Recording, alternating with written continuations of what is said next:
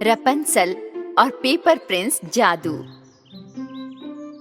एक बार की बात है, हरे भरे ग्रामीण इलाकों में रपंसल नाम की एक बहुत ही सुंदर लड़की रहती थी।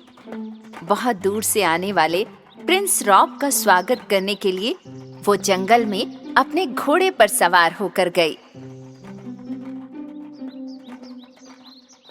रपंसल का दिल दयालु था, इसलिए जब उसका घोड़ा थक गया तो उसने कुछ देर रुकने और आराम करने का फैसला किया।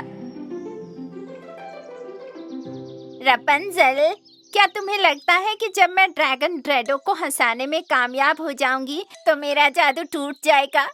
अगर दुष्ट कैमिला ने हमें सच बताया है तो हाँ क्लैप्सी। आराम करने के बाद रपंसल और क्लैप्सी फिर से चढ़ाई करने लगे और सवारी करना जारी रखा।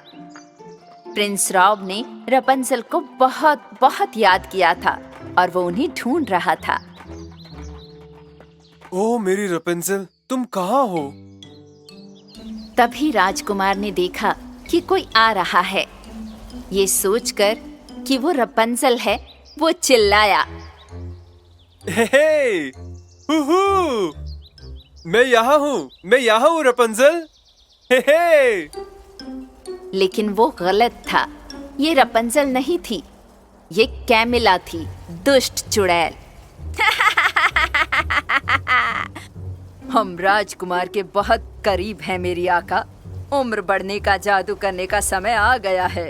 प्रिंस रॉब के पास आने से पहले कैमिला अपनी उड़ती हुई झाड़ू से उतरी। उसने अपने जादुई सोने के पंखे का इस्तेमाल अपने चेहरे पर जादू करने के लिए किया। पंखे की जादुई हवा ने कैमिला को बहुत बूढ़ी औरत बना दिया। ऐसी प्यारी बूढ़ी औरत की मदद कौन नहीं करना चाहेगा।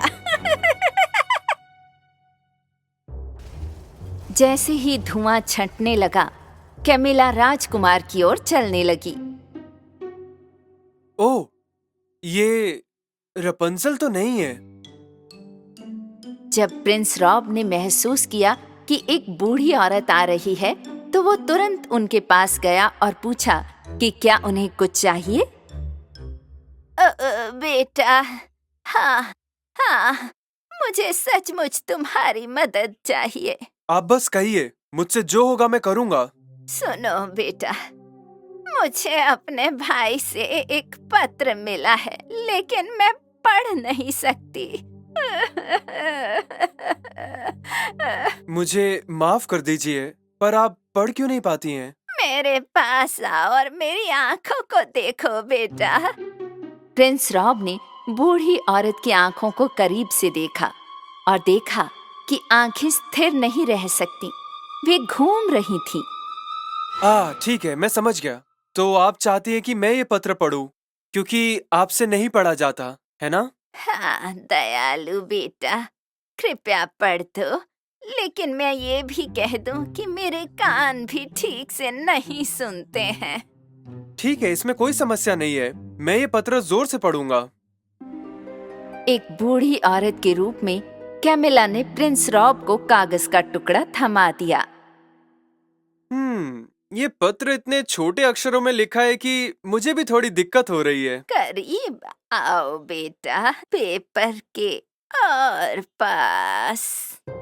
प्रिंस रॉब ने कागज को बहुत बहुत करीब से देखा और पढ़ना शुरू किया। ये छोटे से छोटा, सफेद से सफेद, धारीधार से अधिक धारीधार, स्याही से अधिक स्याही वाला और बहुत हल्का, पंख की तरह। अगर आप इसे करीब से देखेंगे तो ये आपको कागज की तरह काट देगा।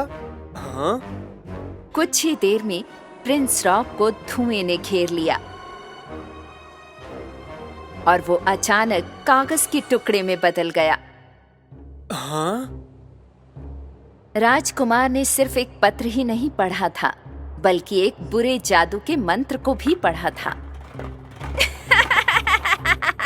उसे देखो ब्रूमी, एक कागज का राजकुमार। आपका जादू काम कर गया मेरी आका।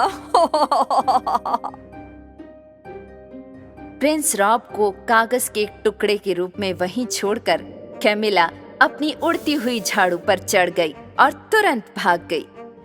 लेकिन उसे इस बात का एहसास नहीं था कि उसने उस कागज को गिरा दिया जिस पर जादू था।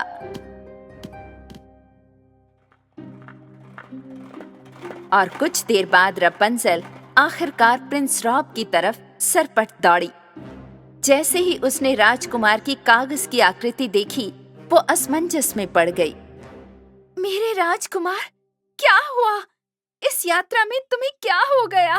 नहीं रपुंज़ल, राजकुमार तो कागज का टुकड़ा है। हाँ, बिल्कुल कागज के टुकड़े की तरह पतला, हल्का और। ठीक उसी समय बहुत तेज हवा चली। प्रिंस रॉब हवा को बर्दाश्त नहीं कर पाया और हवा में कागज के टुकड़े की तरह उड़ने लगा, क्योंकि अब वो एक कागज की तरह ही तो था। ओ नहीं, ये हवा राजकुमार को ले जाएगी। जैसे ही हवा प्रिंस रॉब को नदी की ओर ले जा रही थी, रपुंज़ल ने अपने लंबे बालों की मदद से राजकुमार को एक झटके में पकड़ लिया। ओह, वो बहुत मुश्किल से बचा क्लैप्सी। रपुंज़ल ने राजकुमार को नदी में भीगने से बचाया, लेकिन फिर आसमान में काले बादल छाने लगे। बहुत बढ़िया, और अब बारिश होने वाली है। अगर राजकुमार भीग गया तो हम उसे कभी नहीं बचा पाएंगे। रपुंज़ल ने राजकुमार को लेकर अपने घोड़े के साथ जल्दी से महल जाने का फैसला किया, लेकिन क्लैप्सी उसके पीछे चिल्लाई और उसे रोक दिया। अरे रपुंज़ल, रुको, देखो, मुझे जमीन पर एक कागज मिला।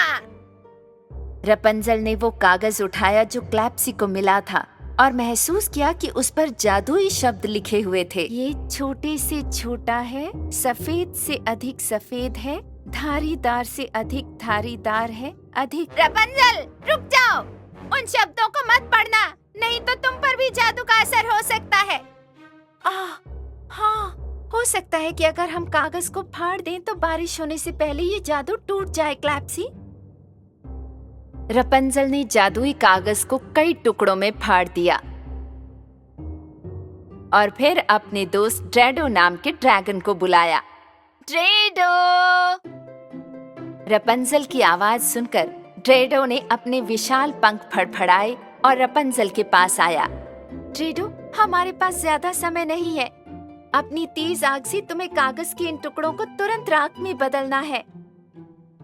रपुंज़ल के अनुरोध को पूरा करने के लिए ड्रेडो ने अपने मुंह को बड़ा सा खोला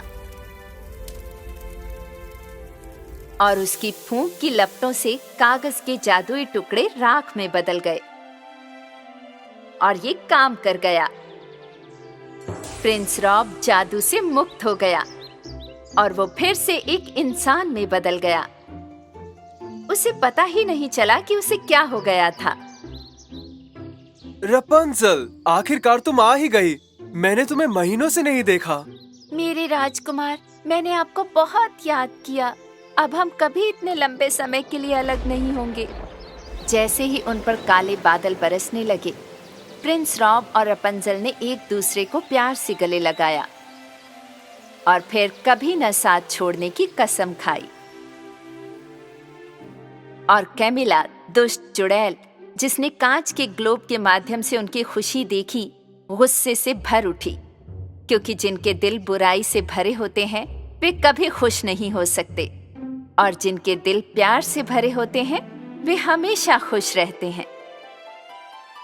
मैंने एक बहुत ही अजीब सपना देखा, ऐसा जिसमें मैं बहुत ही पतला था।